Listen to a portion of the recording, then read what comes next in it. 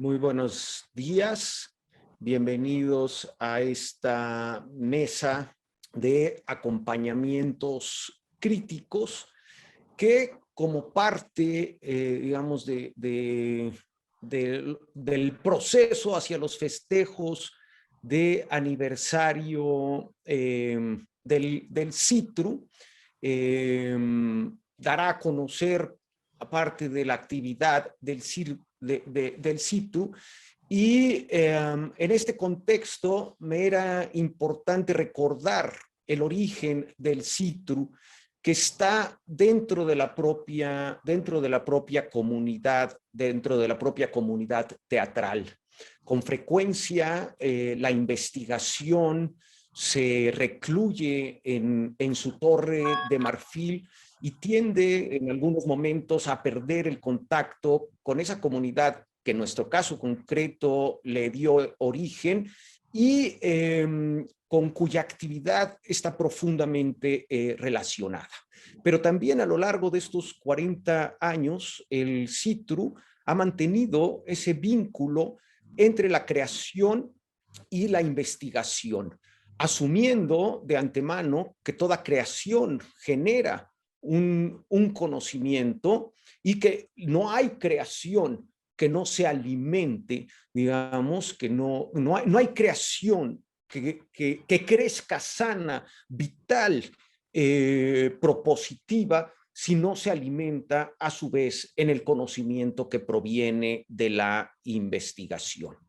Y en ese sentido también, como parte, digamos, de una comunidad, aunque con frecuencia la propia comunidad hacedora de las prácticas escénicas, vea a los investigadores, a los documentalistas del teatro como un poco aparte, ¿no? Como parte de esa comunidad teatral. El CITRU ha intervenido también en la organización del teatro y en la reflexión que permita sustentar las políticas y las prácticas del teatro. Hay en ese sentido, digamos, una circularidad, una generación mutua del conocimiento y una retroalimentación. A lo largo de estos 40 años, ya falta de espacios y sobre todo de políticas públicas que incentiven la investigación práctica del teatro. El CITRU ha hecho estos acompañamientos críticos que han dado por resultado al menos tres libros, ¿no?, de acompañamiento a procesos creativos, las bitácoras de puestas en escena tan importantes como el cuarteto de Ludwig Margules. Hay un acompañamiento más realizado por Rocío Galicia a un trabajo de Alberto Villarreal, al trabajo de Creator Principium de Héctor Mendoza. Y recientemente, por petición, y aquí es donde vemos ese vínculo entre la producción y la política del teatro y la investigación, a petición de la Coordinación Nacional de Teatro, el CITRU acompañó los procesos de trabajo de 4 producciones de la Coordinación Nacional de Teatro, y sus resultados están en sendas publicaciones electrónicas en la página del CITRU.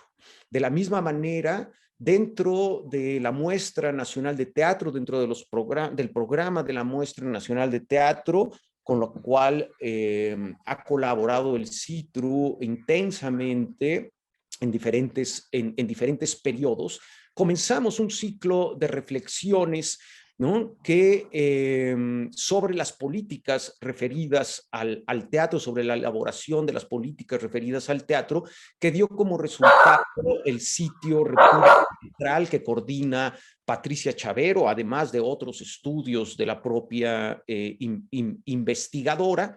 Y más recientemente, en este impulso democratizador que quita, digamos, toda la responsabilidad a las instituciones públicas y lo retoma para la propia comunidad, el Congreso Nacional de Teatro estableció un vínculo con el CITRU para que hiciera el CITRU también un acompañamiento crítico, una reflexión en torno a los procesos de organización del propio Congreso. Para hablar de estas experiencias y lo que ello implica, están con nosotros hoy las investigadoras Claudia Jasso, Denise Ansúrez, Andrea Garza y Luis Alcocer. Voy a presentar a cada uno de ellos, para después cederles la palabra. Vamos a comenzar con Claudia Jasso, quien labora en el CITRU desde el 2013 y es responsable de procesos de preservación, catalogación y consulta especializada principalmente, y tiene a su cargo uno de los fondos más consultados del CITRU, que es el fondo de los fondos más consultados del CITRU, que son los fondos Ludwig Margules y la Carpa en México. Claudia es licenciada en bibliotecología por la Facultad de Filosofía y Letras de la UNAM y cursó también una maestría en Filosofía y Crítica de la Cultura en la Universidad Intercontinental. Y Claudia nos va a hablar seguramente de esta retroalimentación, cuando decía yo de los orígenes del CITRU en la propia comunidad teatral, fue porque la propia comunidad teatral estaba preocupada por la memoria del teatro, por la documentación del teatro. Estarán también con nosotros, como dije, Denise Ansúrez, que es periodista egresada de la Escuela de Periodismo Carlos Septién García y maestra en Pedagogía e Investigación Teatral por la ENAT.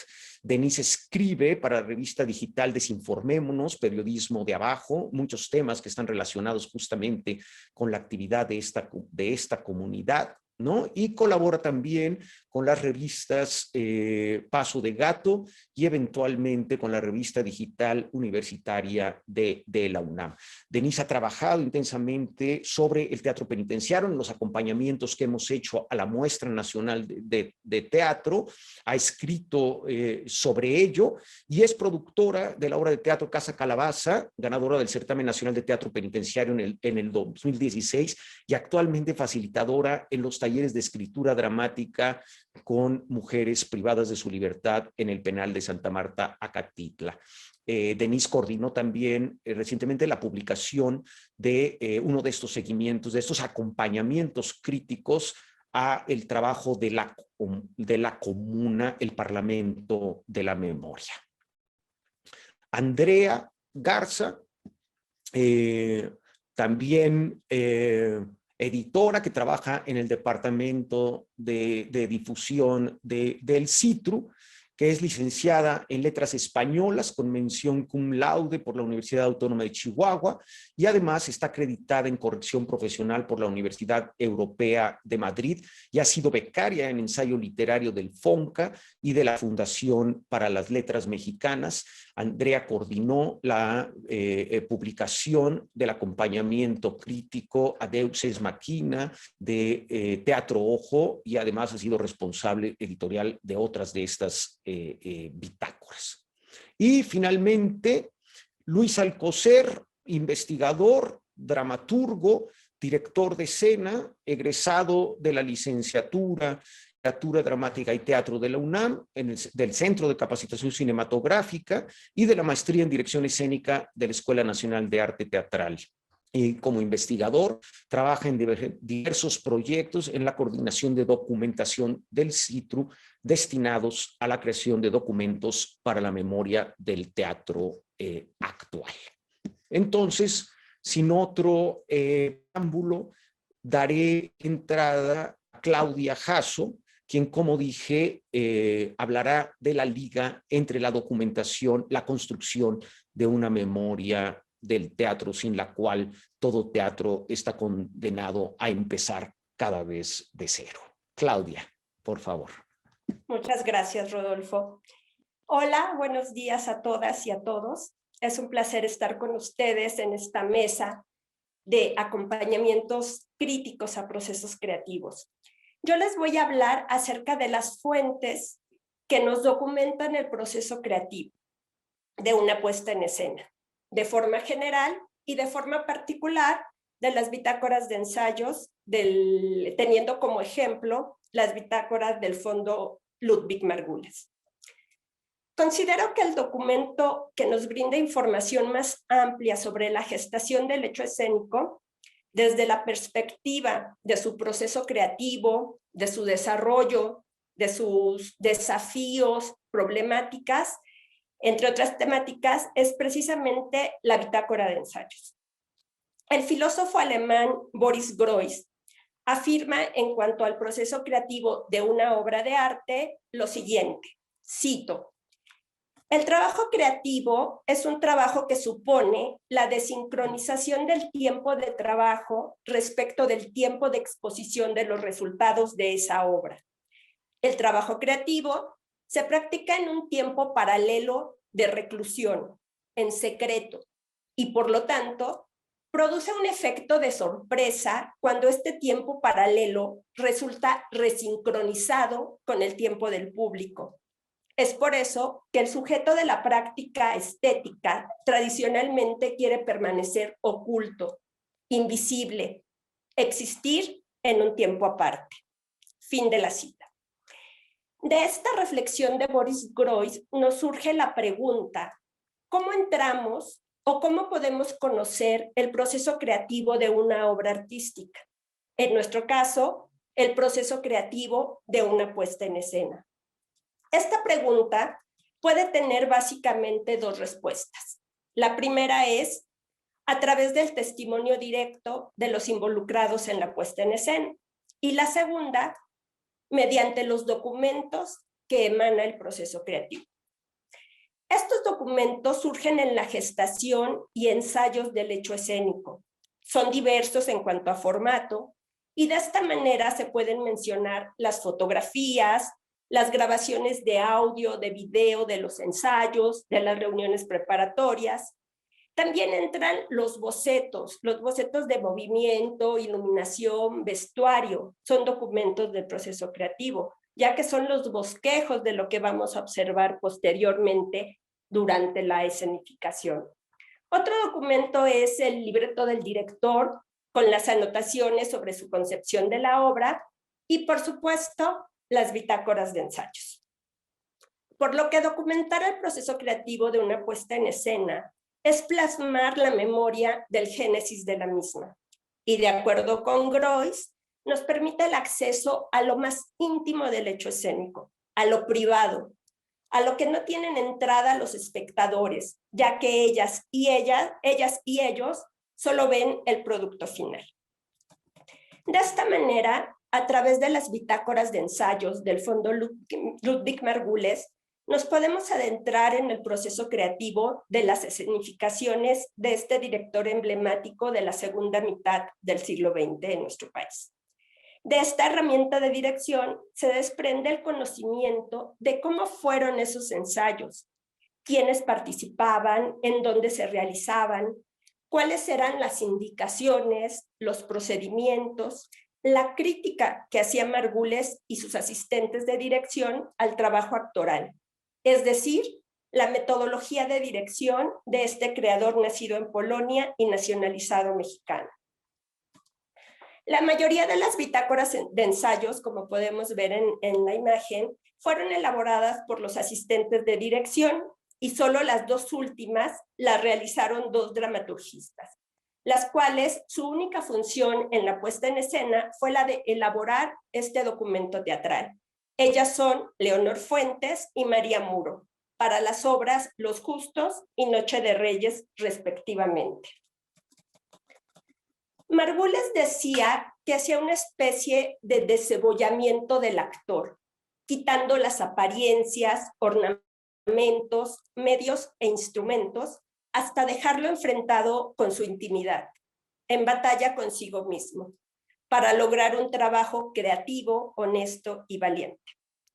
Al analizar sus bitácoras de ensayos, estamos haciendo lo mismo con sus puestas en escena. Las estamos desmenuzando hasta llegar al centro de su trabajo creativo. Las observamos en su gestación sin el oropel, es decir, desde las entrañas. Las bitácoras de ensayo son documentos teatrales con información científica que plasman la historia del desarrollo de la puesta en escena. Nos dan elementos para el análisis e interpretación del hecho escénico, lo cual nos permite investigar y generar nuevo conocimiento.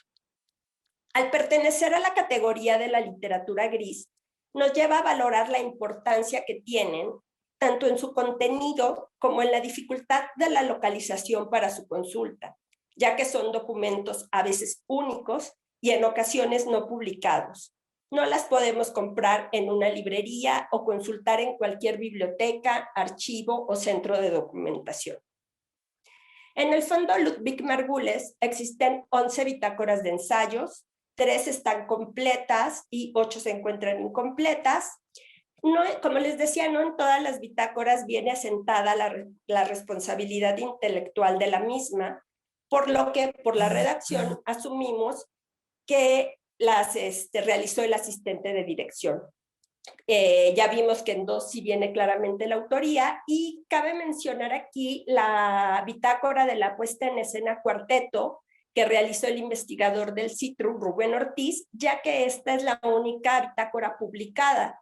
Las 10 restantes son inéditas, y esta bitácora de cuarteto la pueden consultar en texto completo en el repositorio INBA Digital. Analizando las bitácoras de Ludwig Margules, la información que contienen es la siguiente. Esto no quiere decir que todas las bitácoras la incluyan, ya que la estructura de la misma puede variar de acuerdo a la persona que la elaboró. Tenemos, por ejemplo, bitácoras que solo se centran en el ensayo tal cual y que excluyen otros elementos que a continuación detallaremos. ¿Qué incluyen estas bitácoras de Ludwig Margules? Número de ensayo, fecha, número de semana de ensayos, lugar, a qué hora inician y a qué hora concluyen, los asistentes, las ausencias, retardos y los motivos de los mismos. En el primer y en el segundo ensayo tenemos la explicación del director de qué se va a hacer, con base en qué, cuáles son los objetivos, los puntos esenciales de la obra y de los personajes, el contexto de la misma desde una mirada social, política, cultural e histórica. También tenemos información de cómo transcurre el ensayo tal cual, si los actores se van amoldando o no, cuántas corridas será de la obra, qué es lo que quiere transmitir el director a los actores. Obviamente, la relación con el libreto de dirección y la bitácora de ensayos se da todo el tiempo. Tenemos también la indicación del director sobre la consulta y análisis de los documentos alternos al libreto, en los que se van a basar para enriquecer el proceso creativo de la puesta en escena, sean libros, artículos, películas, fotografías. Esto nos lleva a conocer cómo los creadores, en este caso Ludwig Margules, citan a qué autores, a qué personajes que ayudan a sustentar su hecho escénico.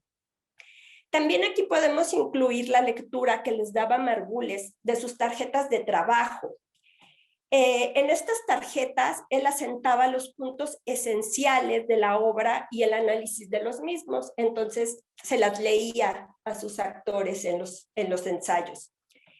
Tenemos también información de cómo se administra la escenificación, presupuestos, cuestiones económicas de la producción, pago de los actores, costo de la escenografía, del vestuario, etc. Hay reflexiones, esto es muy importante, reflexiones del director y de su asistente, y bueno, aquí podemos encontrar críticas severas a los actores.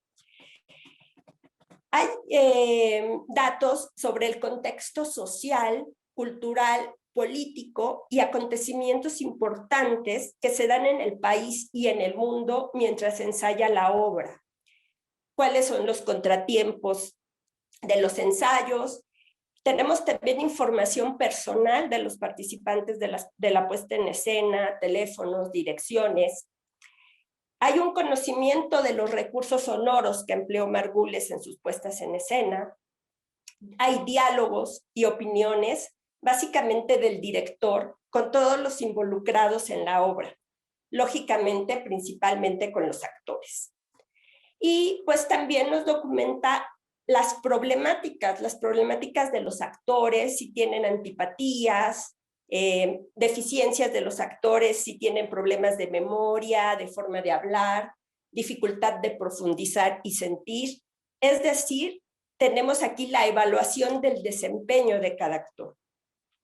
¿Qué se pudo trabajar de libreto? ¿Qué no se pudo trabajar? La indicación de tareas o plan de trabajo para el siguiente ensayo o para los ensayos posteriores. Contamos también con trazos y movimientos escénicos, cambios, avances, elecciones, problemáticas de la producción, de la escenografía, del vestuario, de la iluminación de la obra. Otro punto que tocan es la renuncia, cambio o sustitución de los actores y también los motivos de estos contratiempos. Nos documentan si hay una rutina física de calentamiento, cortes a la obra.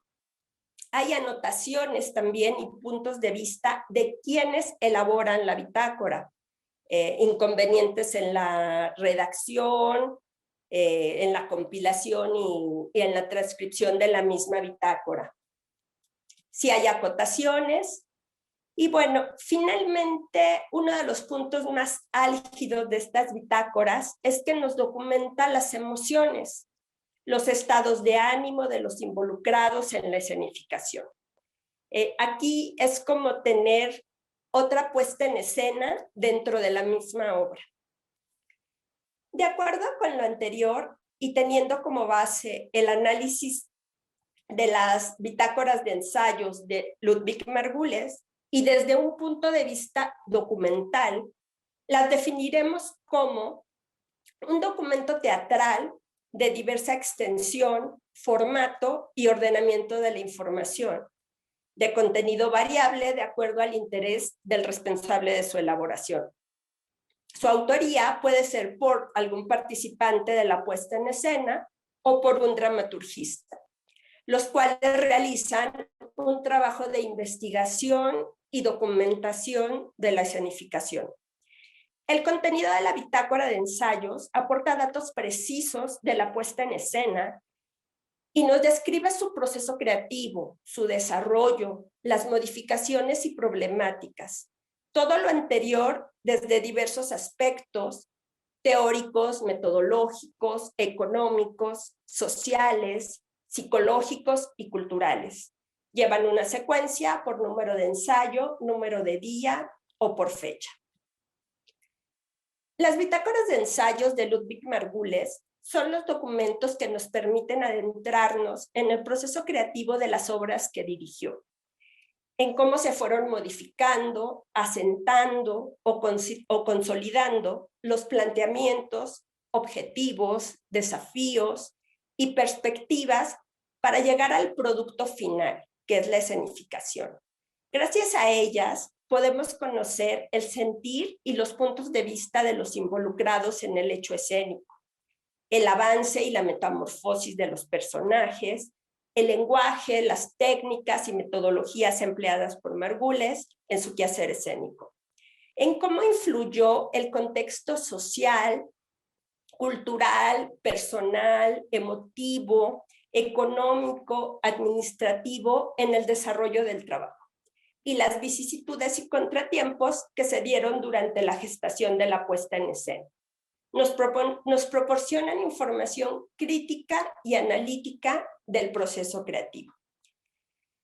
Las bitácoras de ensayos son un documento de consulta para la creación la investigación y la documentación teatral, y se interrelacionan con los documentos que se generaron de la misma escenificación, como son fotografías, programas de mano, artículos en publicaciones periódicas, placas conmemorativas, invitaciones, bocetos, por mencionar algunos documentos. Para finalizar, y retomando a Groys, las bitácoras de ensayos son los documentos que nos permiten ver a la puesta en escena desde su intimidad, desde su desnudez. Es equiparable al diario de un individuo. Nos coloca en un plano en el que sentimos que nos estamos enterando de todo lo que sucede, como si estuviéramos presentes en esos ensayos, observando detrás de las cortinas, o como si nos estuviéramos, o como si nos halláramos, perdón, espiando desde una ventana abierta. Muchas gracias.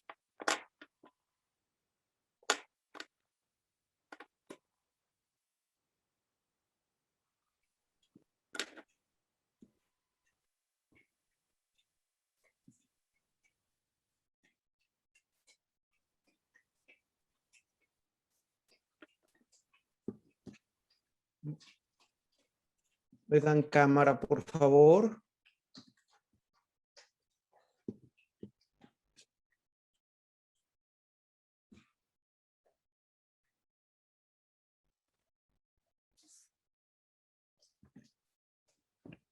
Gracias, Claudia.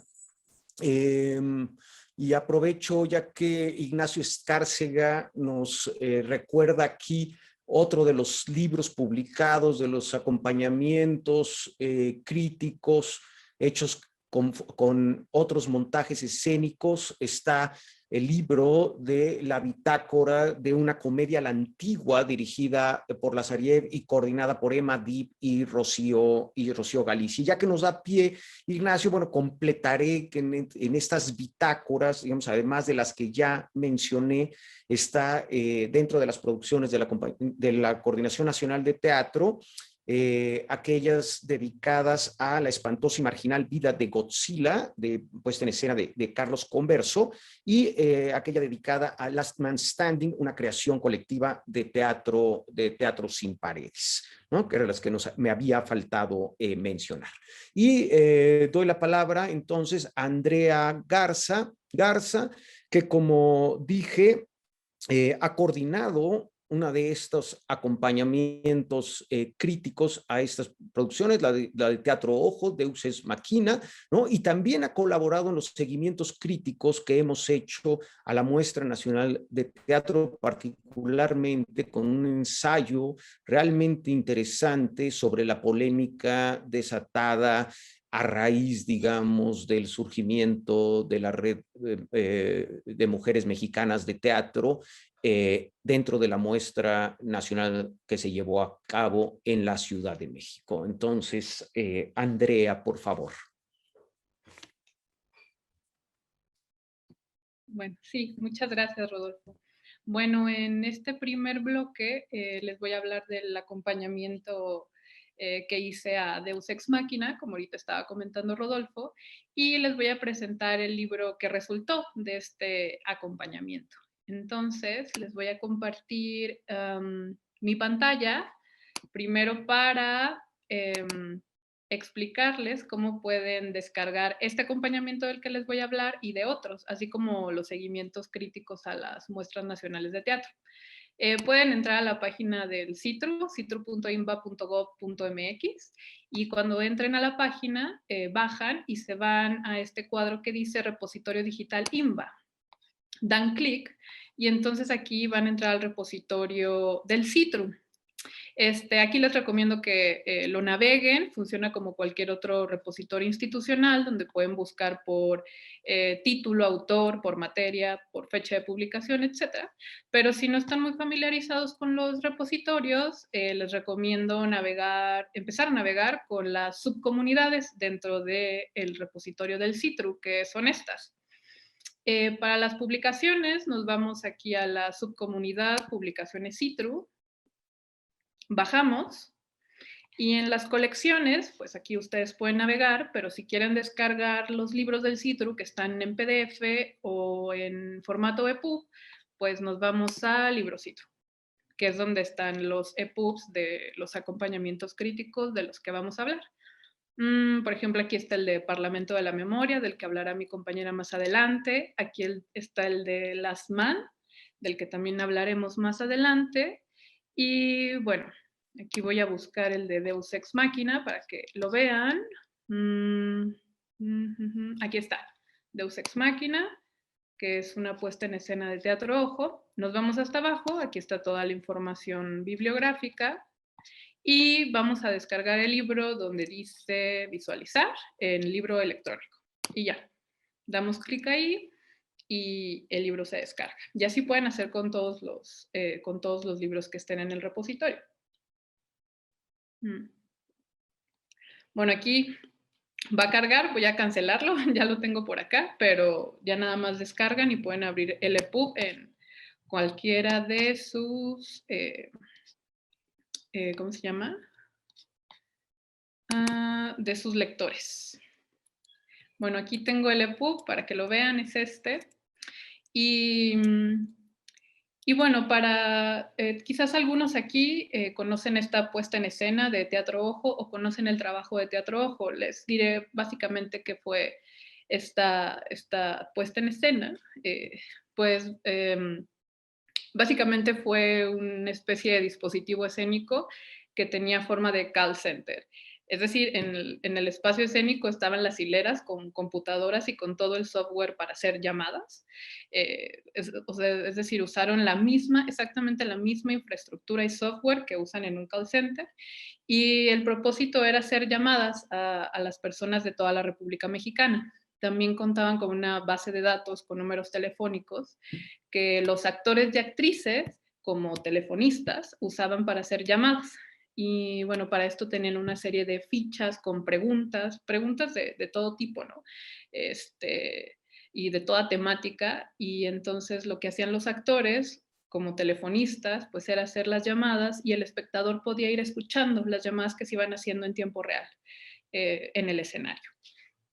Pues básicamente fue así de forma muy simple, fue el mecanismo del dispositivo de Deus Ex Machina. Y bueno, lo que buscaban, en términos generales, los de Teatro Ojo, con esta puesta en escena, pues era pues generar un espacio de discusión política para pensar el futuro del país, sobre todo en el contexto de las elecciones de 2018. Esta puesta en escena estuvo en el Teatro El Galeón del Centro Cultural del Bosque en enero-febrero del 2018. Entonces, en este contexto, el grupo buscaba generar este espacio, buscaban convertir la escena en un espacio donde se pudiera pensar colectivamente futuros, o bueno, si no futuros, presentes que fueran vivibles, ¿no?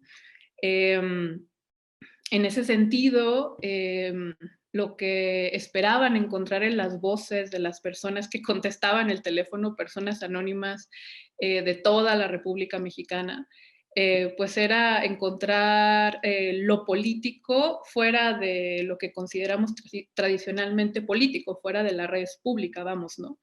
Es decir, porque pensando con Adriana Cabarero, buscaban la singularidad de las voces, es decir, voces únicas que escaparan a lo político entendido como la Nike o victoria en griego de un logos, ¿no? Entonces, esperaban encontrar en estas voces, las voces de las personas, pues una narrativa que pudiera ir por los márgenes, ¿no? Y unas narrativas que no solo que fueran por los márgenes de lo político en términos de logos, ¿no? Sino, ¿cómo decirlo? Sino también una narrativa, no solo que escapara, sino que pudiera contener ese presente en crisis, ¿no? Y sobre todo que pudiera hablarnos de otros futuros en el contexto de las elecciones de 2018, unas elecciones cargadas de muchas cosas, ¿no? Sobre todo cargadas pues también de mucha esperanza, ¿no? Y bueno, pues más o menos un poco esto fue la Deus Ex Machina de Teatro Ojo. Y en el EPUB que están viendo aquí en pantalla, pues... Andrea, perdón, tienes que cambiar de pantalla porque seguimos viendo la de repositorio. ¡Ay, en serio! ¡Ay, Sí. perdón! Ok, ok. Ah, a ver. Ahí ya ven, no, ¿verdad? No, creo que tienes que salir y volver a Ok, sí. compartir. Ay, Sí. muchas gracias. Sí.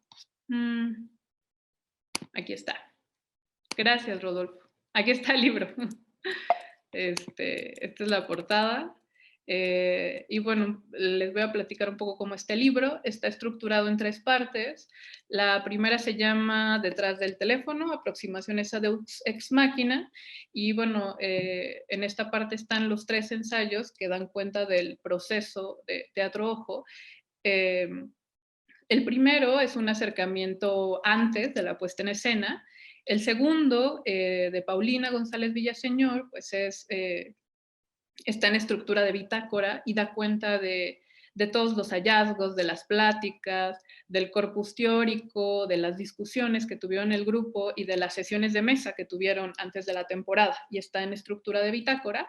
Y el último ensayo, pues explora lo que fueron la temporada y las llamadas, las respuestas, lo que sucedió en el teatro desde la perspectiva del espectador, y además habla de los cambios que tuvo la puesta en escena desde que se concibió por primera vez. La segunda parte se llama Telefonistas y Voces, las llamadas del Galeón, y es una parte que a mí me parece muy bonita del libro porque está formada por la galería de imágenes de lo que fue la puesta, y viene con las fichas de preguntas que utilizaron los de Teatro Ojo para hacer las llamadas. Entonces es muy bonito poder leer todas las preguntas que hacían las actrices y los actores como telefonistas. Y además tiene algunos audios de las llamadas completas de las que se registraron. Todas las llamadas que hicieron están registradas, y esta es una selección de algunas de esas llamadas que el lector del EPUB puede escuchar. Entonces este apartado es como pues un cachito, ¿no? Que da la sensación de lo que fue la Deus Ex Machina.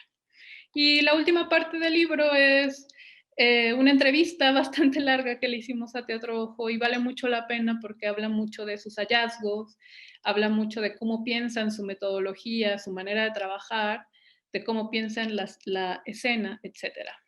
Y bueno, ahorita me voy a ir a la parte de las llamadas, de la galería, para que la vean.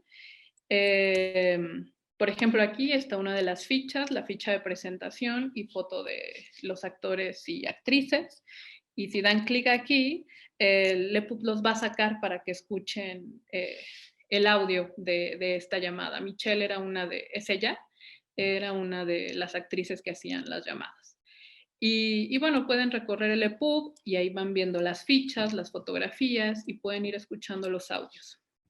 Y bueno, ya para terminar, me gustaría agregar que una de las cosas, entre muchas cosas, bueno, entre muchos otros aspectos que pueden ver en el EPUB, una cuestión que me parece fundamental de la propuesta de Teatro Ojo en este proyecto es que también ponen a la mesa un cuestionamiento ético que tendría necesariamente que recorrer todas las manifestaciones artísticas, o todas aquellas manifestaciones artísticas que trabajan directamente con la vida de las personas. En este caso, estas llamadas pues hablan mucho de quien está hablando del otro lado, ¿no? Esas personas comparten vida, comparten su voz, lo que piensan. Muchas llamadas son muy fuertes porque algunas eran sobre personas desaparecidas, familiares desaparecidos, actos de violencia muy fuertes. Entonces, una pregunta fundamental que también se hacen los de Teatro Ojo, y creo que pues como que lo resolvieron o lo manejaron bien, es cómo el proyecto artístico, los artistas, etcétera, ¿cómo hacen para sostener esa vida de los otros, ¿no? Es decir, esta cuestión ética de qué hacemos con esa vida de los otros que nos están depositando. Por supuesto, también la Deus tenía la concepción de, pues, de ser un espacio, un lugar abierto y sensible para pensar emergencias, y en ese sentido, también era un espacio de respuesta. Se pensaba como un espacio de respuesta para como sopesar, ¿no? Todo eso que las personas cargan. Y bueno, pues esta es una pregunta, ¿no? Que hay que hacerse todo el tiempo, constantemente, en los proyectos artísticos cuando se trata pues, la vida sensible de los otros, ¿no? Cuando deseamos escenificar, mostrar testimonios, vidas de otros. ¿Qué hacemos desde aquí para sostener esas vidas, ¿no? O sea, ¿cómo les damos su lugar? ¿Qué les damos a cambio? ¿Cómo las sostenemos, ¿no? Si es que estamos de una forma u otra, aunque pues no nos guste, pues estamos usando esas vidas, ¿no? Entonces, al momento de presentarlas o lo que sea, ¿no? Entonces, esa pregunta, ¿cómo sostenemos la vida de los otros en teatro documental, etcétera, o en cualquier manifestación de este tipo? Creo que esa pregunta ética en el trabajo artístico no debe olvidarse, ¿no? Y bueno, no sé si ya excedí mi tiempo, pero pues básicamente esa fue el EPU.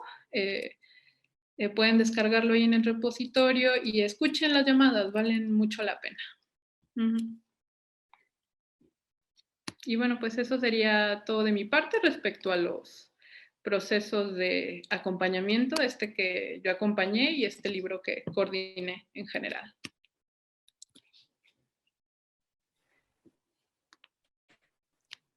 Gracias, Andrea. Y a continuación vamos a dar la palabra a Denise Ansúrez, que como dije, coordinó el acompañamiento crítico del Parlamento de la Memoria, del grupo La Comuna, y que también ha participado en los seguimientos de la Muestra Nacional de Teatro, también como lo mencioné, particularmente con relación al teatro penitenciario. Denise, Sí. por favor. Gracias, Rodolfo. Buenos días a todas y todos. Gracias por acompañarnos en esta pequeña mesa. Antes de empezar, Albert, quisiera ver si puedes echar a andar estas imágenes para comenzar. Bueno, como bien lo comentaba Andrea, pues estos acompañamientos críticos a los que nos ha invitado el CITRU, pues han resultado en realidad momentos muy gozosos de análisis y de reflexión. Yo me voy a abocar al acompañamiento crítico que realicé para el Parlamento de la Memoria, que fue una creación colectiva de la Comuna, Revolución o Futuro, y significó la realización de una bitácora de la mirada, donde se entrecruza la política, la sociología y el arte. Temas, por cierto, muy apasionantes. Debo decir antes de empezar que lamenté muchísimo no haber encontrado mis anotaciones que hice en mi libreta hace más de 2 años, de las reuniones a las que me sumé con la Comuna y que me empujaron no solo a notar lo que veía y sentía, sino a dibujar algunos aspectos escenográficos y de vestuario que se iban vislumbrando en el proceso. La experiencia de este proceso de acompañamiento crítico del Parlamento de la Memoria me hizo trazar otra línea metodológica que no necesariamente tenía una estructura cronológica ni técnica. Ahí retomo un poco lo que decía Claudia Jasso, es como estar espiando desde la ventana, ¿no?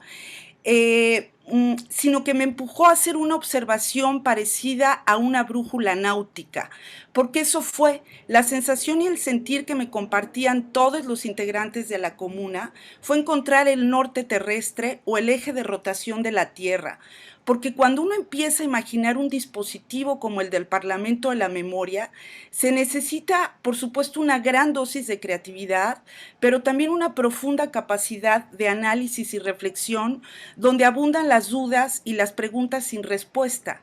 Así que me parecía que la comuna estaba en realidad buscando su eje con este dispositivo, y eso me pareció verdaderamente entrañable.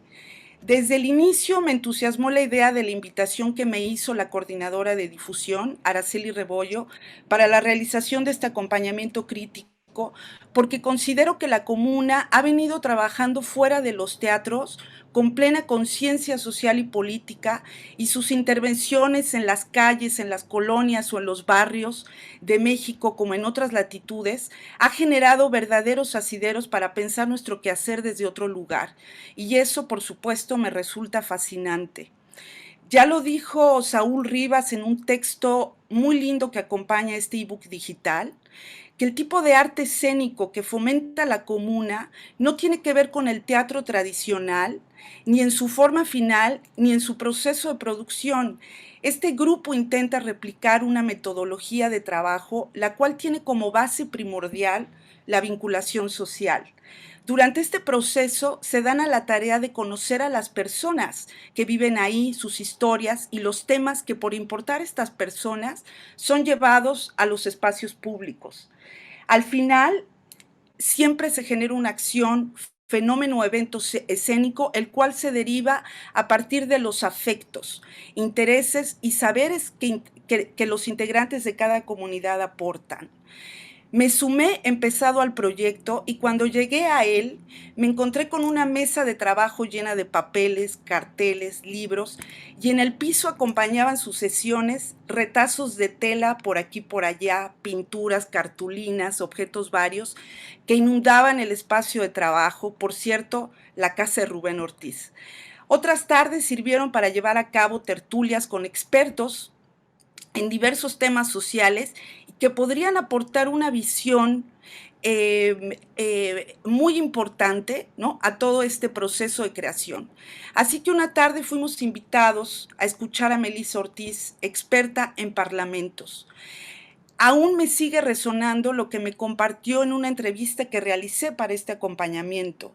Confieso que he regresado a su lectura en más de 2 ocasiones para entender el funcionamiento de los parlamentos y cómo funciona el poder legislativo en nuestro país. Esto no hubiera sido posible sin este acompañamiento y esta mirada tan especial de la comuna.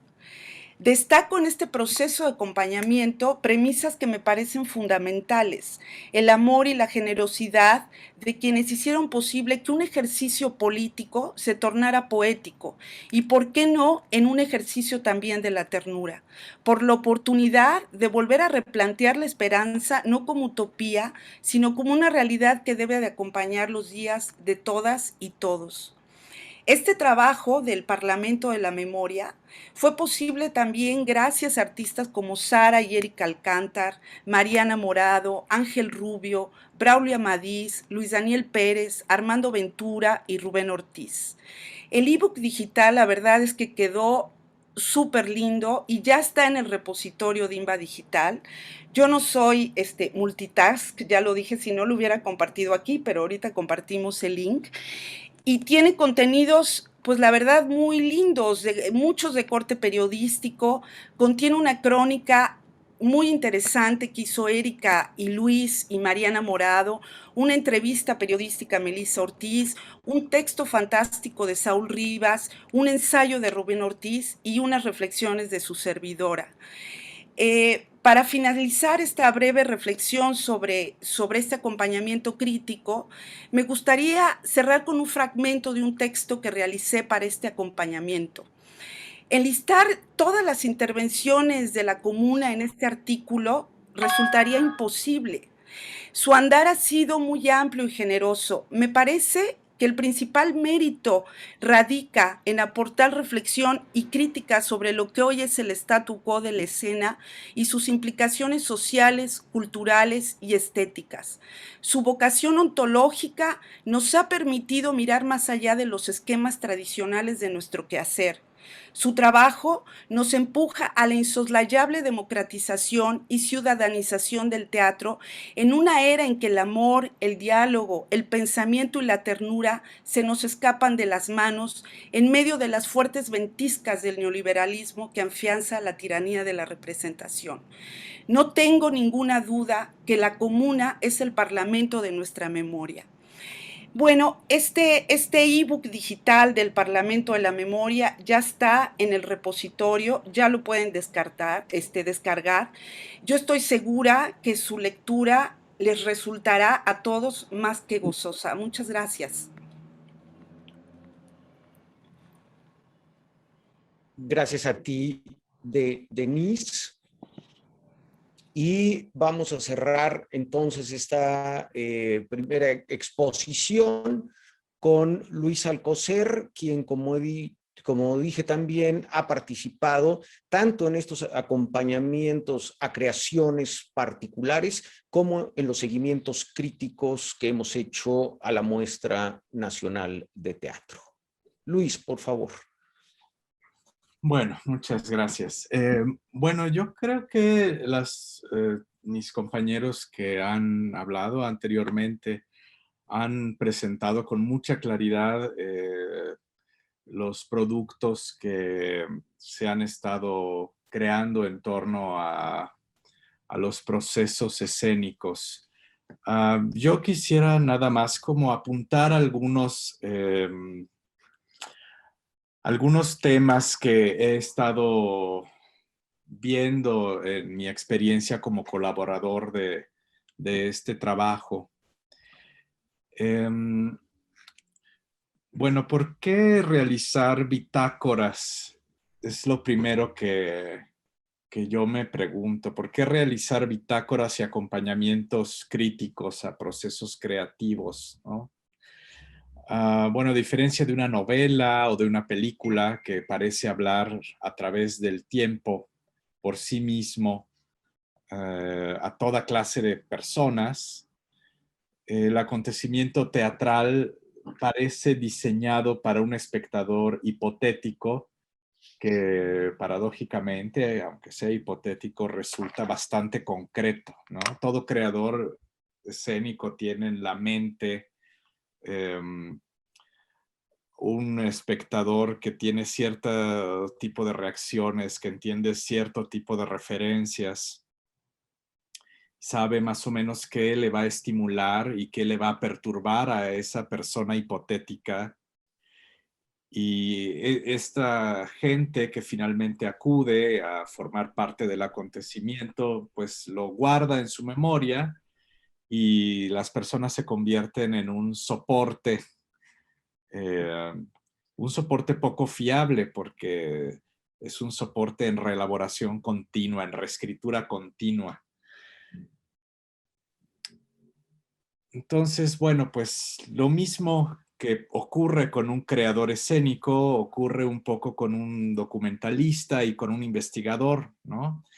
El documentalista y el investigador llegan armados de tecnología, de metodologías de la heurística y de la hermenéutica y buscan crear una memoria del acontecimiento teatral que es mucho más precisa, pero, sin embargo, esa memoria también está determinada por las expectativas de un lector hipotético. Es decir, los documentalistas y los investigadores tenemos en mente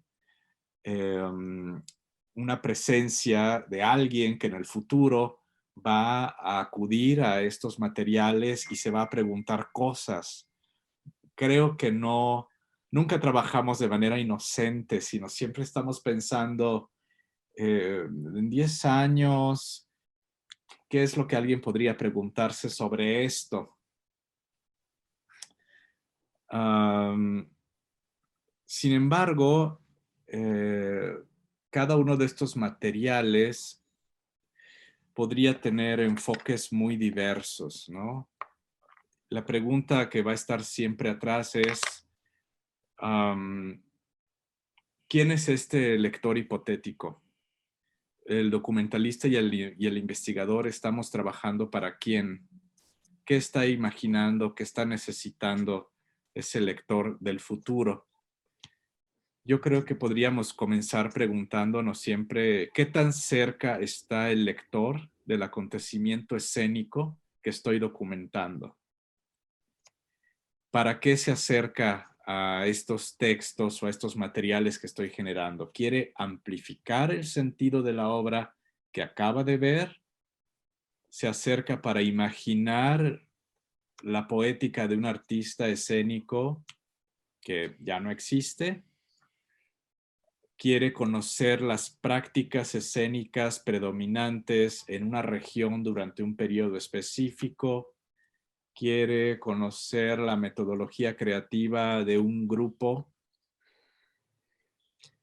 ¿Qué podría preguntarse alguien sobre un acontecimiento teatral que va a ocurrir mañana o que ya ocurrió ayer o hace un año o hace 5 décadas? La pregunta esencial, yo creo, es ¿quién es el destinatario de estos acompañamientos creativos?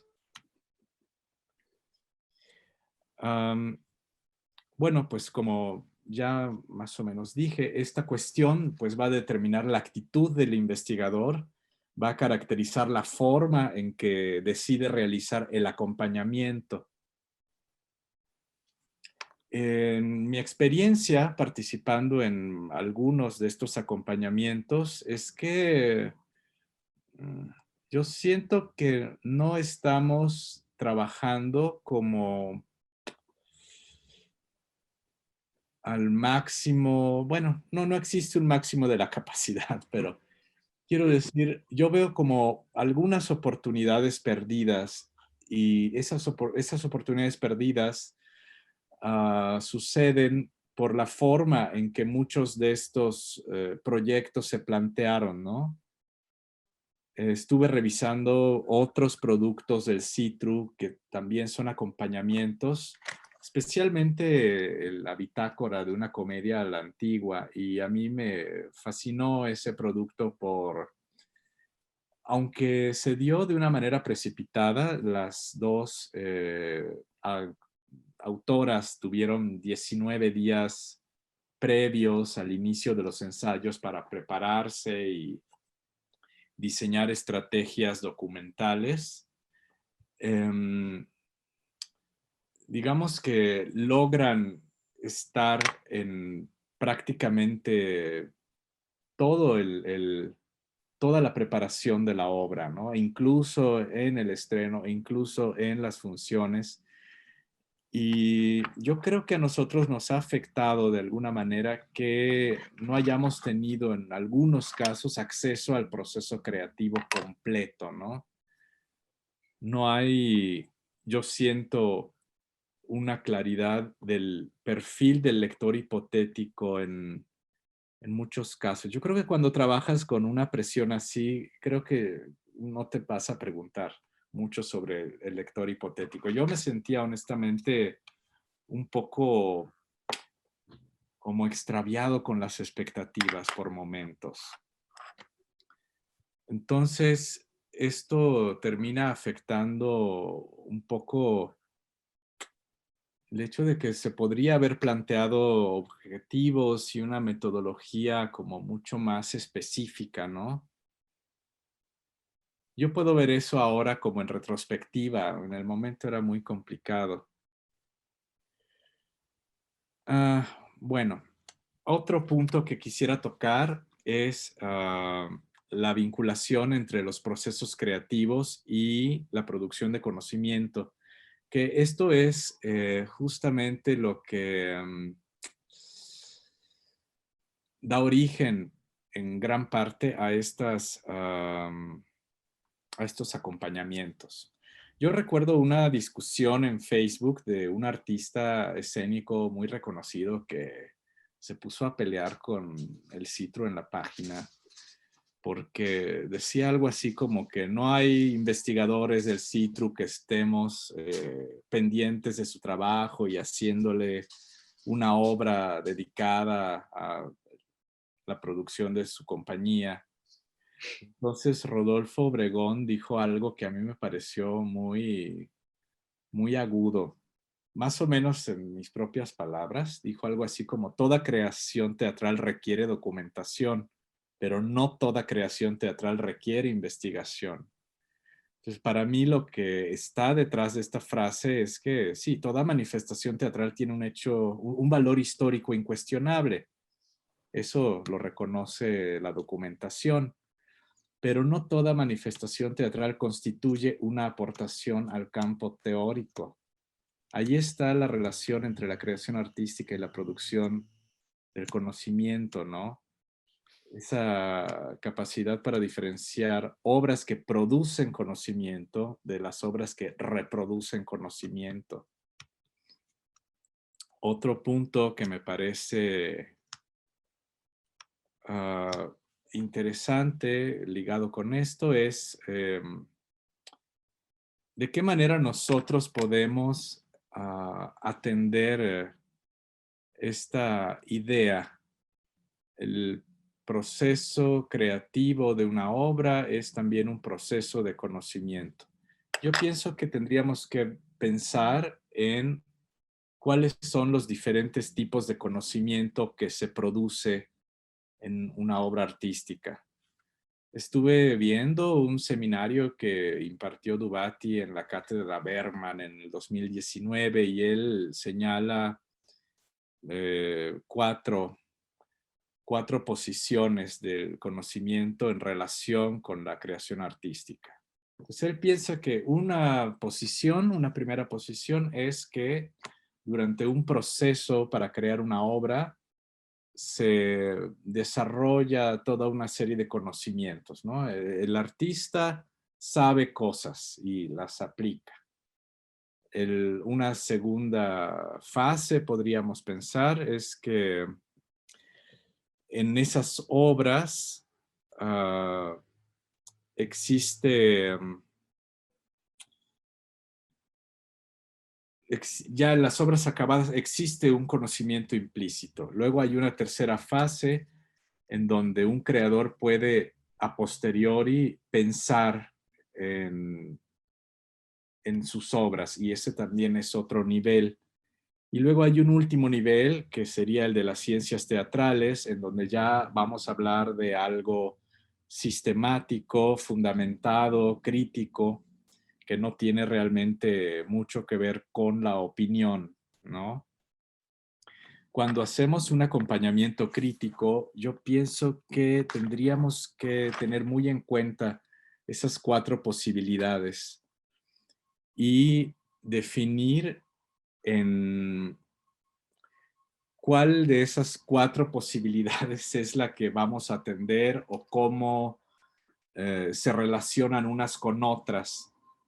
Por ejemplo, un autor o un director puede tener una teoría sobre la creación escénica y en la práctica puede hacer otra cosa totalmente diferente.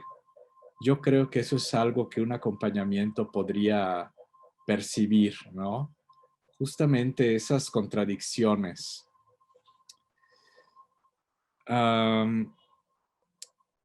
Para concluir, podría decir que el acompañamiento a procesos creativos no tiene la función de repetir información. No se trata o no debería tratarse solo de una estrategia para preservar materiales que en el futuro permitan la reconstrucción del pasado, lo cual es muy necesario y muy importante, pero también un acompañamiento crítico nos puede dar la posibilidad de crear un material que haga visible aquello que no resulta evidente. Idealmente, creo que deberíamos orientarnos a hacer visible aquello que escapa a los ojos del participante del acontecimiento, a los ojos mismos del creador. Y bueno, esta sería mi participación. Muchas gracias por su atención.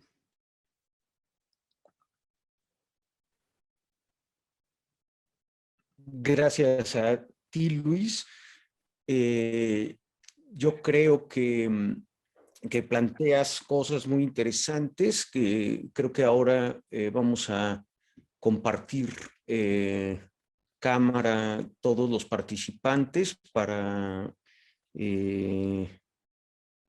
comentar, para pasar a una ronda de comentarios entre nosotros, y creo que lo que plantea Luis me parece que puede ser un punto de partida atractivo, ¿no? En términos, digamos, de estos materiales, estos acompañamientos y seguimientos críticos que registran y en ese sentido funcionan para la memoria del teatro, pero que también se abren, digamos, para la investigación. Y yo, en primera instancia, respondería a la pregunta de Luis en términos de quién es el lector de estos materiales, y me pareció espléndida, digamos, la categorización que hizo Luis respecto a estos lectores.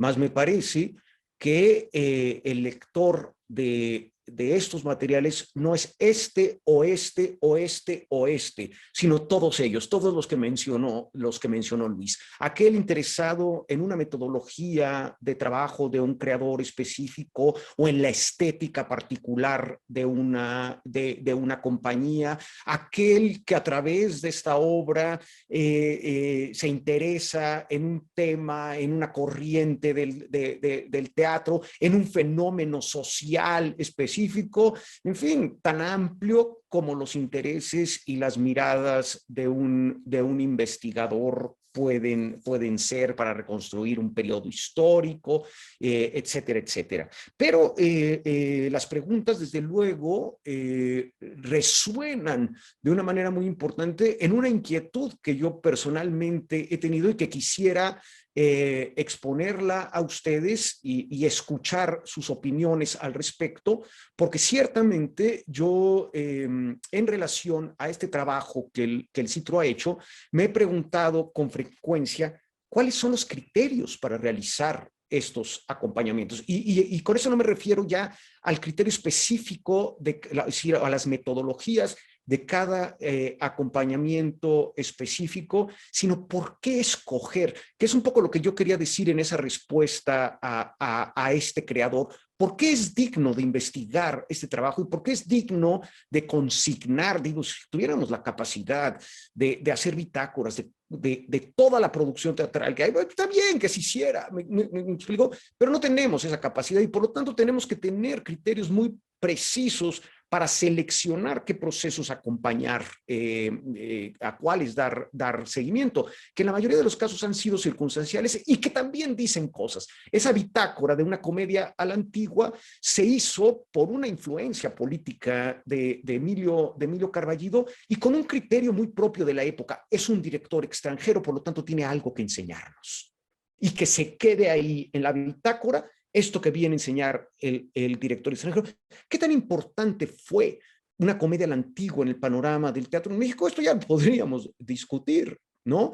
El caso de Creator Principium, de Cuarteto o de estas últimas 4 bitácoras han sido invitaciones de la Coordinación Nacional de Teatro porque son sus producciones, ¿no? Creo que pese a ello hemos tenido muy buen tino, porque tener la bitácora de Cuarteto, ¿no? Tener 2 experiencias, digamos, que no solo modifican la práctica del teatro, sino los dispositivos mismos del teatro, como Deus Ex Machina o el Parlamento de la Memoria, ha sido una suerte, de alguna manera, que esos hayan sido los encargos. Me parece que sí resultó un asunto afortunado. Entonces yo les preguntaría, digamos, en su opinión, ¿cuáles deberían ser los criterios de acercamiento a estos, o de elección? ¿De qué procesos realmente acompañar?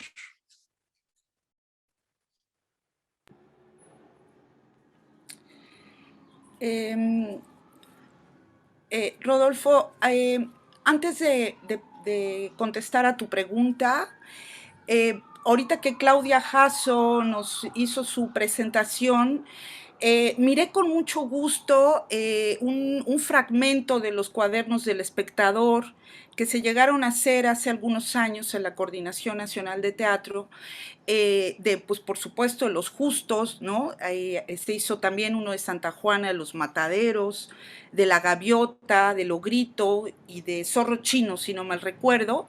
Y estos cuadernos del Espectador en realidad eran unas bitácoras, ¿no? Unas bitácoras y estaban destinados al público en general, es decir, ¿no? Era el programa de mano y el cuaderno del Espectador, ¿no? Se dejaron de hacer lamentablemente, pero fue un material bueno, ayuda finalmente a construir ahí una mirada histórica de lo que fueron estas producciones de la Compañía Nacional de Teatro y que están muy relacionadas en su metodología con estos acompañamientos críticos que nosotros hemos venido haciendo. Yo también me hice la pregunta de qué acompañamientos críticos debe de acompañar el CITRU.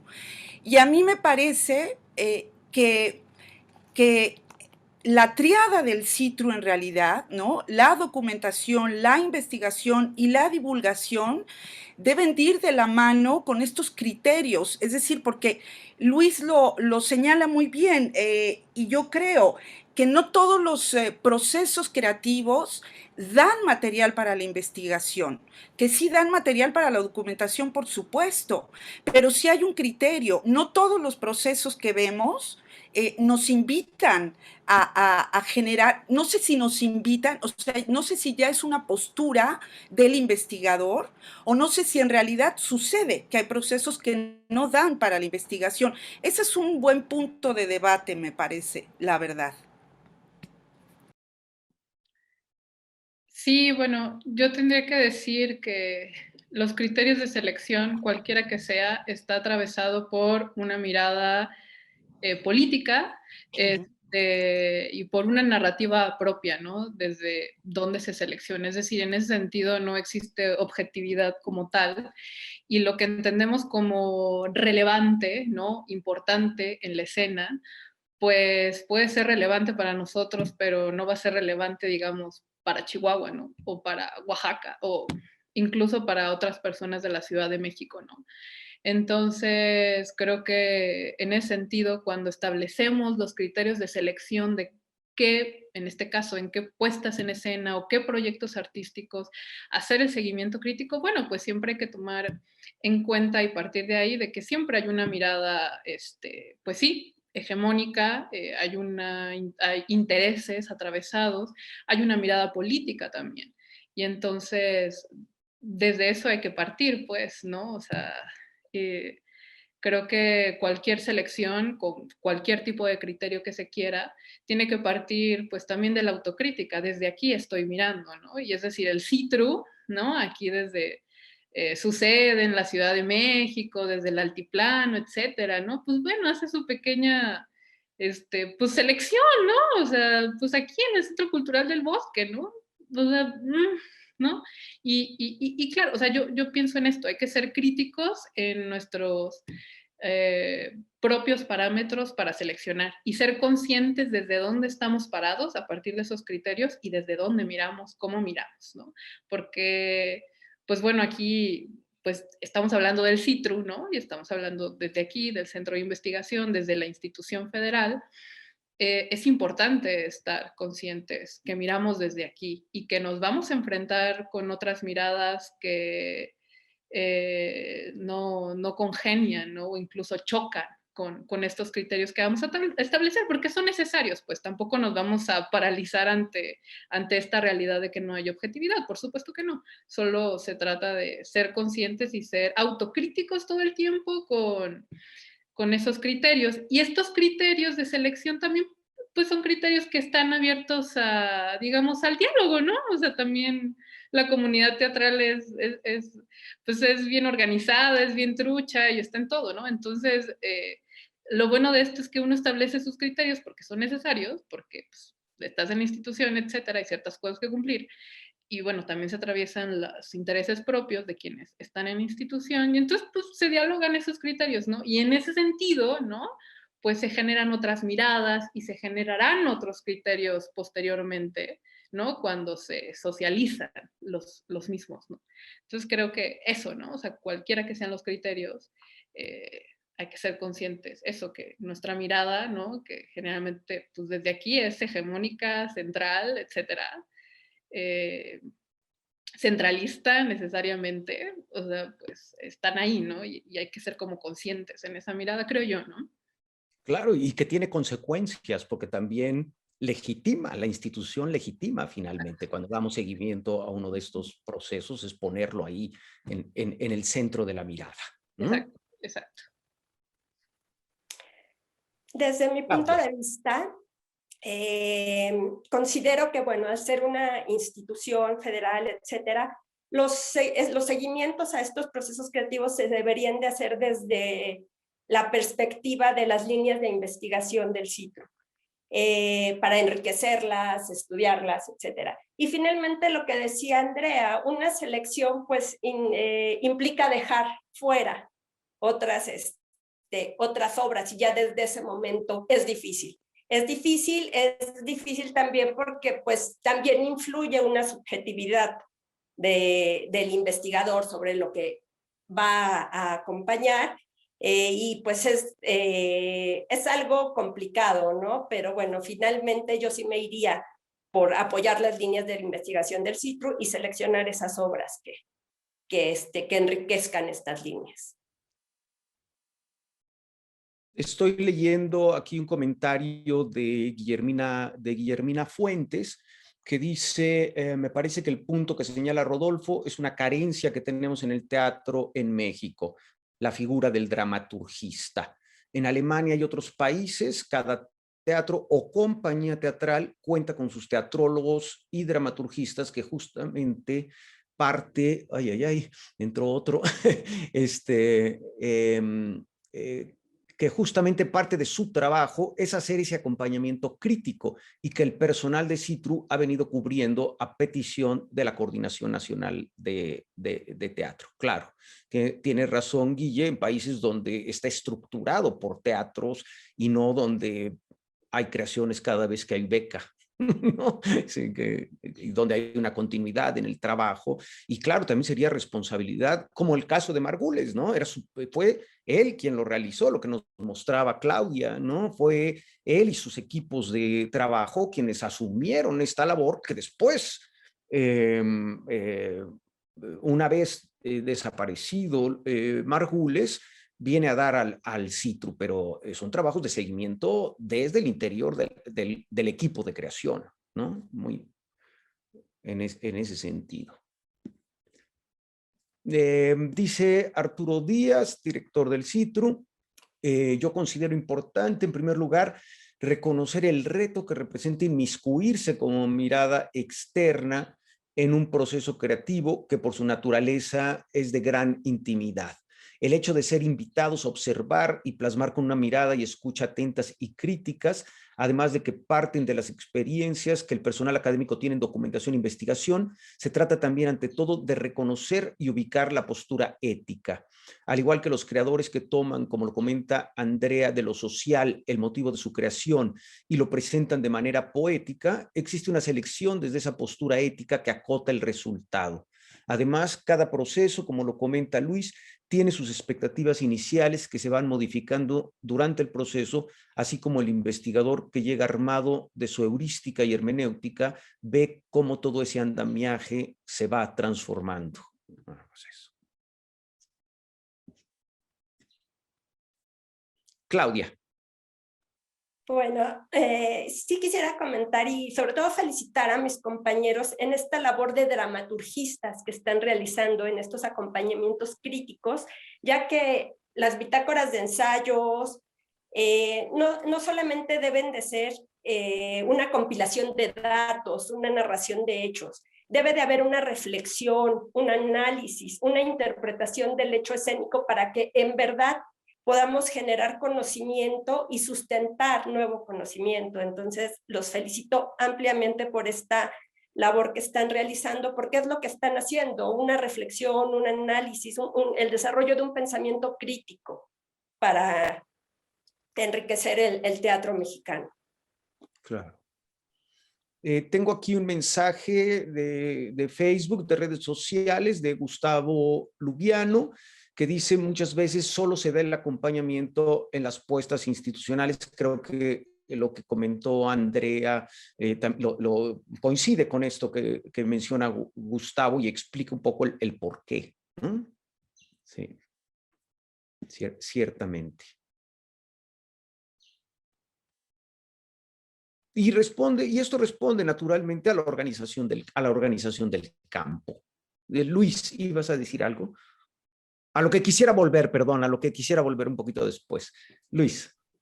Sí, bueno, yo lo que quería decir es que creo que es importante de alguna manera desarrollar algún tipo de metodología. No sé si una metodología común, pero sí partir como de un marco teórico antes de entrar a hacer un acompañamiento.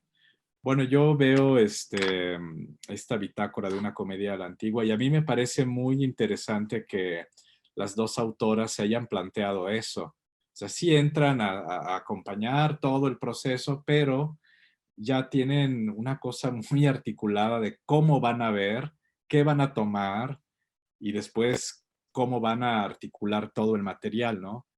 No sé si esto sería una labor que tengamos que desarrollar en cada proyecto o si todos los investigadores que nos involucramos en estas cosas tendríamos que ponernos de acuerdo y tener como el mismo marco teórico.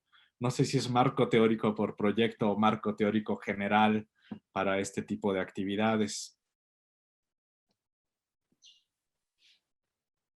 Pues más bien, yo creo que más que un marco teórico común o una metodología común, podría partirse como de una especie de esqueleto metodológico que planteara preguntas, ¿no? Porque cada proceso escénico, pues, tiene sus particularidades, ¿no? Y en ese sentido, una metodología o un corpus teórico común no creo que funcione muy bien, ¿no?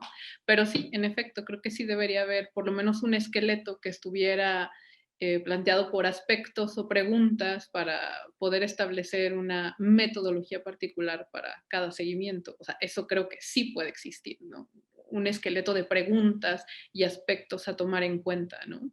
Y entonces a partir de ese primer checklist, ¿no? U observaciones generales se puede establecer una metodología particular, ¿no? Para cada puesta en escena, ¿no? Porque pues, de una u otra puede haber un mundo, ¿no? Que implique retos conceptuales o metodológicos de muy diversa naturaleza, no sé. Sí, Marta Aguilar añade respecto a la idea del dramaturgista, dice: de acuerdo con lo que dice la maestra Guillermina, lo que he observado es que aún existe una confusión sobre la figura y sentido del dramaturgista, confundiéndolo con la del dramaturgo o la dramaturga. Por cierto que el corrector le quita dramaturgista y le pone dramaturgia, o sea que aumenta la confusión. Y el mismo Gustavo Lubiano dice: el dramaturgista debe tener el mismo crédito y nivel del director, nos falta trabajar en ello. Ciertamente yo he observado, digamos, he escrito en algún lado que la figura del dramaturgista implica un contrapeso democrático a la autoridad soberana del director, ciertamente. Y ahí estamos hablando más al interior del proceso de creación que de un observador externo, ¿no? En este caso también habría que diferenciar ahí la posición del acompañante en estos casos, desde el interior de la creación, completamente del interior de la creación, o como un observador de esa creación. Denise, ¿ibas a decir algo? Sí, yo creo que lo que apuntala Luis sobre pensar en una metodología me parece que está muy bien y habría que pensarlo, porque vaya, la experiencia que yo he tenido es como estos saltos al vacío, ¿no? Donde uno llega básicamente desnudo, ¿no? A mirar y a observar todo un proceso creativo, ¿no? Donde no solo, pues evidentemente se vislumbran ahí las reflexiones y las discusiones, sino bueno, las propias contradicciones. Y entonces, bueno, uno tiene que estar muy atento a todo eso y mirarlo pues desde su propia perspectiva, pero evidentemente descobijado pues de una metodología, es decir, los acompañamientos que hemos venido haciendo, pues evidentemente están formulados desde nuestra propia mirada como investigadores, ¿no? Eh, eh, lo que también considero que es muy rico, ¿no? Y es un reto también para nosotros, ¿no? Cómo tejer un discurso alrededor de este acompañamiento que le vaya dando forma. Yo me detengo un poco en los contenidos que hace el CITRU, estos acompañamientos que me parecen muy ricos e interesantes, y me detengo en las entrevistas, por ejemplo, ¿no? Que el CITRU ha venido resaltando en estos acompañamientos y que develan evidentemente las contradicciones de los actores en turno, ¿no? Y eso es muy rico y es muy interesante. Y cómo nosotros tenemos que ir destejiendo esos discursos para darles forma. Eso a mí me parece muy interesante, que el CITRU tenga esa mirada de exponer también finalmente las contradicciones del actor en juego, ¿no? Bueno, eso sería. Hablando de contradicciones, Julieta Rivas nos manda un mensaje aquí que dice que hemos tenido el caso también en el CITRU de dice CNT, no sé si es coordinación o si es Compañía Nacional de Teatro, que propuso una obra para hacer el acompañamiento, y cuando el personal académico del CITRU llegó, el director no estuvo de acuerdo con la presencia de ese observador, y ahí acabó el acompañamiento. Y para cerrar el tema del dramaturgista, por lo menos por el momento, Guillermina Fuentes recomienda la lectura del libro de Juan Antonio Hormigón, La profesión del dramaturgista, dice ella, tanto para aclarar esa figura y quién o quiénes la encarnan, así como las funciones que realiza. ¿no? Y yo no quisiera dejar pasar, digamos, hasta ahora hemos comentado y brevemente hemos discutido las implicaciones de estos acompañamientos a la creación. Pero también en el CITRU hemos hecho el acompañamiento a las políticas públicas referidas al teatro, como ya lo dije, a través de actividades en la Muestra Nacional de Teatro y de la página República Teatral que coordina Patricia Chavero, que es una página que se mantiene siempre renovándose, y con los seguimientos críticos que hemos hecho a la Muestra Nacional de Teatro, el libro conmemorativo de los 35 años de la Muestra Nacional de Teatro y los seguimientos de las muestras 39 y 40 que también están a su disposición en el repositorio del CITRU. Y me gustaría oír en ese sentido su experiencia en estos trabajos. ¿Alguna reflexión sobre su experiencia en estos trabajos?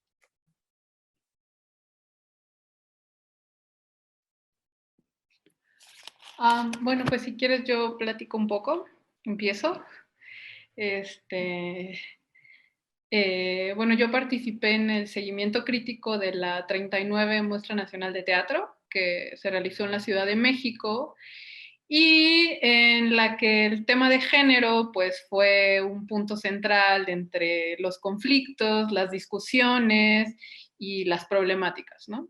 Y bueno, a mí me tocó seguir todo el tema de género de la muestra y pude detectar dos casos particulares alrededor de la discusión de género que me gustaría como platicarles brevemente y quizás darles algunas conclusiones. Bueno, hubo dos casos. El primero, la correspondencia que se generó entre el Congreso Nacional de Teatro, la Liga Mexicana de Mujeres de Teatro, con la Coordinación Nacional de Teatro, la Dirección Artística y con la Subcoordinación de Enlace con los Estados. Básicamente, o sea, bueno, es toda esta correspondencia que está formada por 7 cartas y 2 momentos distintos, bueno, toda esta discusión pormenorizada y pues este diálogo entre argumentos, pues bueno, la pueden encontrar en el seguimiento crítico que está arriba del repositorio, pero bueno, básicamente el Congreso y la Liga Mexicana de Mujeres de Teatro le pedía a la Coordinación Nacional de Teatro y a la Dirección Artística, en cuanto al tema de género, les pedía criterios para la paridad de género. Y específicamente hacían unas peticiones sobre el lenguaje incluyente y sobre cuotas porcentuales o cuotas de género. Bueno, la discusión se centró sobre todo en las cuotas de género, porque bueno, pues lo del lenguaje incluyente en realidad pues es una obligación institucional, ¿no? Que además viene normada en la Ley General para la Igualdad entre Hombres y Mujeres, ¿no?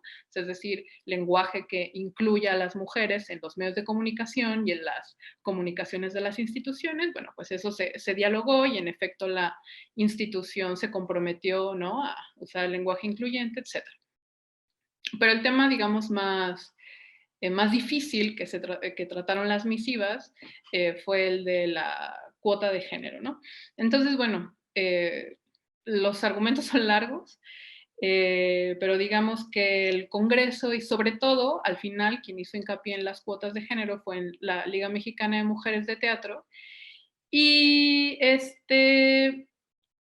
al final, la coordinación, el argumento general que presentaba para negarse a las cuotas de género, pues era que la DEA tenía autonomía para seleccionar. O sea, es decir, la institución, la coordinación, no podía, ¿no?, establecer medidas de este tipo, porque quien decidía y quien establecía los parámetros de selección, pues era la dirección artística.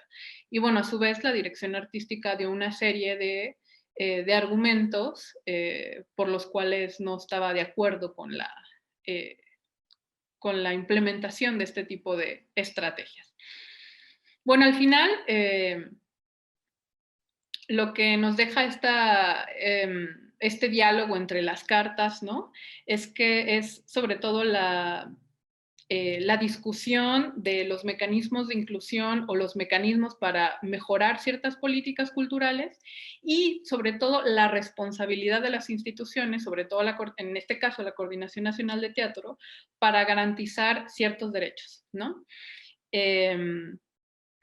Lo que señalábamos en el seguimiento crítico es que la institución no podía apelar a cierta autonomía, no podía apelar a la autonomía de la dirección artística. Si bien la dirección artística tiene libertad para seleccionar y establecer sus parámetros, ¿no?, de selección, la institución sí tiene que comprometerse pues a resolver ciertos problemas de este tipo, ¿no? Sobre todo de políticas de género, ¿no? Políticas culturales en materia de género, ¿no?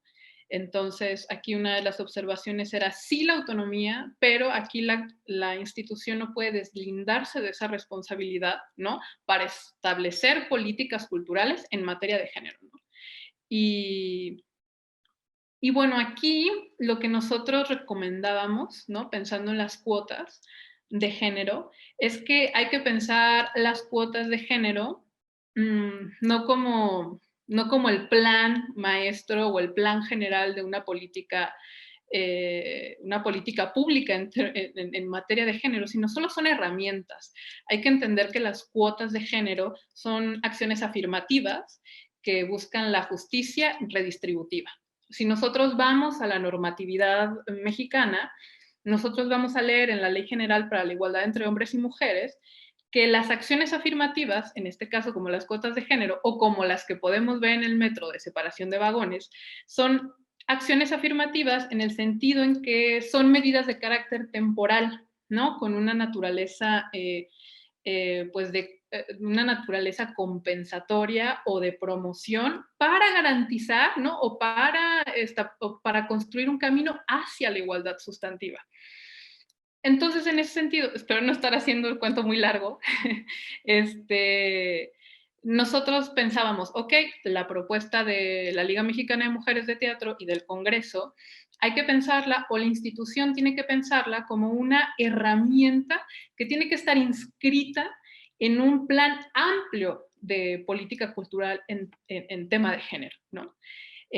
Porque si las cuotas de género no se piensan como una herramienta, como justo lo que son normativamente, jurídicamente hablando, como acciones afirmativas, pues lo que va a pasar pues es que la política se va a basar en una representación a base de la identidad, ¿no? Y entonces aquí la identidad se vuelve identidades homogeneizadas y entonces en realidad la política pues no funciona así, ¿no? Porque si pensamos la política completa como cuotas de género, pues se va a politizar, ¿no? O se van a homogeneizar las identidades. Entonces hay que pensar las cuotas de género, es lo que nosotros recomendábamos en el seguimiento, como herramientas que estuvieran inscritas en un plan más amplio, ¿no? Porque aquí la cuestión es, digamos, atacar las consecuencias, sino atacar las causas, sino las consecuencias.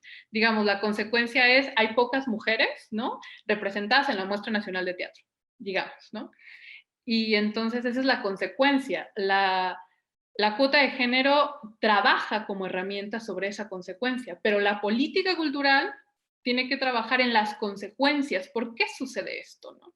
Y entonces, digamos, esa era nuestra recomendación, ¿no? En este sentido. Y ahí, en ese sentido, la DEA sí tiene su autonomía de selección, pero tiene que articularse, como está en una institución regida por cierta normatividad, tendría que regirse también en esta política cultural más amplia, una política cultural que apostara porque la justicia económica y cultural solo, o sea, que apostara que solo son posibles con la transformación y no con la afirmación. No sé si me explico, ¿no?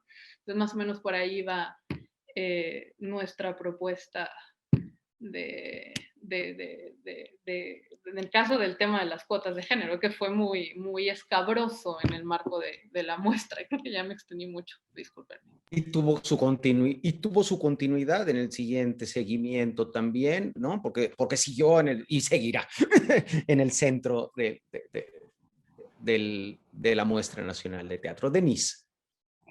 Sí, bueno, yo la verdad es que vuelvo a celebrar estos seguimientos críticos de las muestras, porque considero que ponen sobre la mesa temas muy importantes sobre las políticas culturales y cómo se han venido transformando, ¿no? Estas políticas o estas miradas. El seguimiento crítico que hicimos en la 39 muestra, yo tuve, digamos, la fortuna de revisar el encuentro de programadores en la Muestra Nacional de Teatro y llama mi atención que, por ejemplo, el año pasado o el antepasado, pues ya, digamos, esta política que estaba muy bien trazada, pues se desdibujó en realidad, ¿no? Lo que nosotros habíamos venido planteando en este seguimiento crítico es que, bueno, el país, ¿verdad?, estaba viviendo situaciones económicas y políticas muy complejas que pues han venido deteriorando la vida cultural del país. Y sin embargo, y a pesar de todo ello, ¿no? Habían surgido por parte de las autoridades culturales instrumentos de gestión cultural que ayudaran a articular, digamos, y a enfrentar la realidad del teatro nacional y digamos, dar cobijo a la necesidad de la comunidad teatral de entablar un diálogo hacia afuera, que permitiera, digamos, la articulación de redes de trabajo en otras esferas del mundo. De tal suerte que la Muestra Nacional de Teatro se había visto no obligada, sino empujada, digamos, a ampliar sus actividades para dar causa a estas exigencias de creadoras y creadores y, pues, por supuesto, estar en las latitudes que la movilidad internacional exigía, ¿no?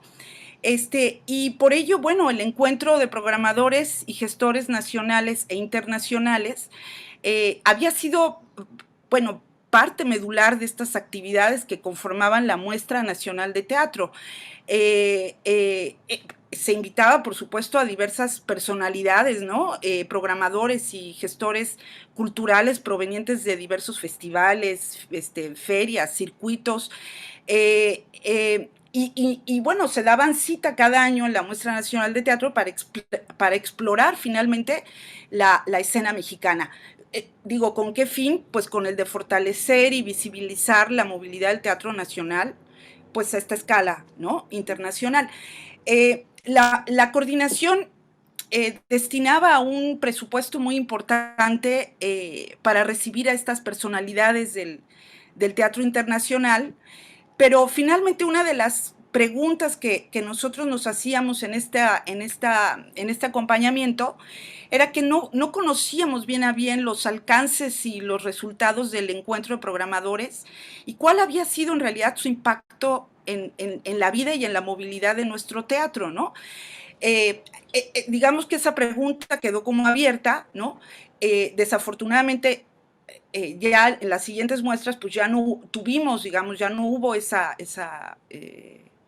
actividad que era muy importante. Y bueno, pues esto queda, digamos, un poco abierto otra vez, ¿no? Porque no podemos seguir, digamos, como revisando, ¿no? Hacia dónde va esa política cultural con respecto a este tema que me tocó a mí acompañar, ¿no? En la 39 Muestra Nacional de Teatro.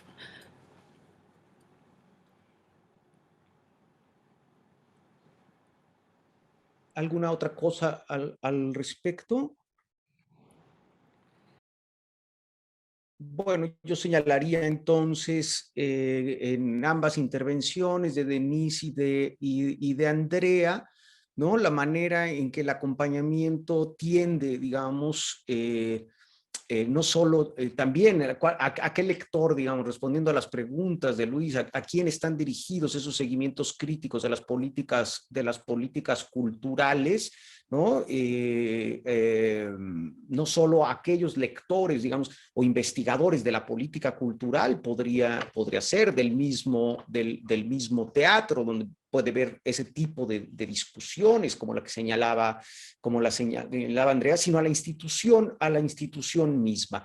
Y en esa medida, tanto la República del Teatro de Patricia Chavero como los 3 libros que hemos hecho con respecto a la Muestra Nacional de Teatro han sido también invitaciones de una institución hermana, que es la Coordinación Nacional de Teatro. Pero me parece importante señalar que a partir de esos seguimientos críticos a la Muestra Nacional de Teatro, los organizadores, ahora sí no institución, sino miembros de la comunidad creadora, y por ahí empezamos esta mesa y que quizá con esto podríamos terminar, se acercaron al CITRU para pedir un acompañamiento, un seguimiento crítico del Congreso Nacional de Teatro. Y en ese caso, en el CITRU, planteamos, hablando de metodologías, cambiar un poco la idea y no pensar en estos seguimientos un poco con reflexiones más fundamentadas teóricamente, sino una especie de respuesta a bote pronto con las inquietudes del Congreso